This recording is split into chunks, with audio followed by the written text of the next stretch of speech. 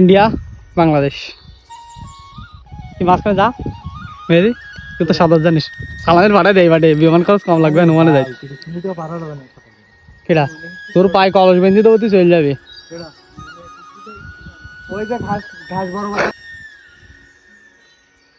সময়ের আবর্তে ঘূর্ণীয়মান যাত্রাপথে আমাদের যাত্রা বিরতি হলো কিছুক্ষণের জন্য ইসামতি নদীর তীরে।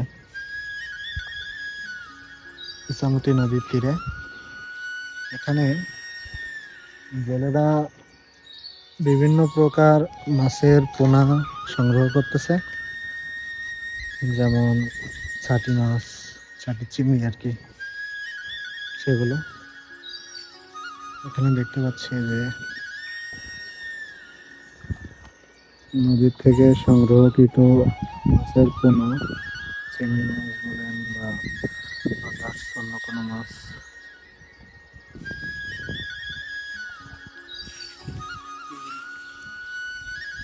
গুলি মাছের বাচ্চা ওরা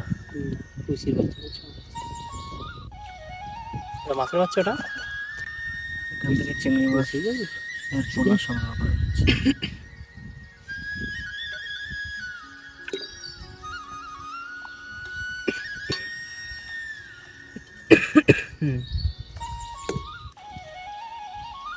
একটা বুঝতে আর কি অতিরিক্ত সংগ্রহকৃত মাছের পোনাগুলো এখানে বা এখানে অবমুক্ত করা হচ্ছে।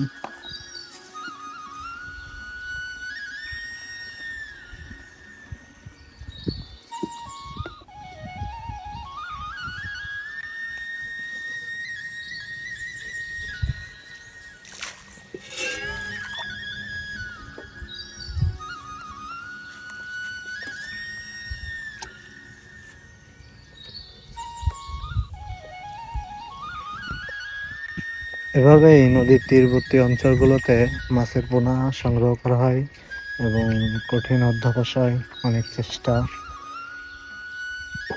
অতঃপর জেলা শহরগুলোতে এই মাছের পোনাগুলো অবমুক্ত করা হয়, বিক্রি করা হয়।